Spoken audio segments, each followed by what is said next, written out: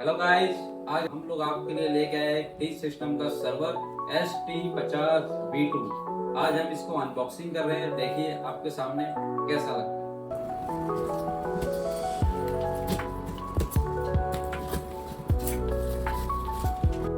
ये इसकी power code है, ये इसके मैनुअल्स हैं। ये देखिए ST50 V2 थिंग सिस्टम का सर्वर है।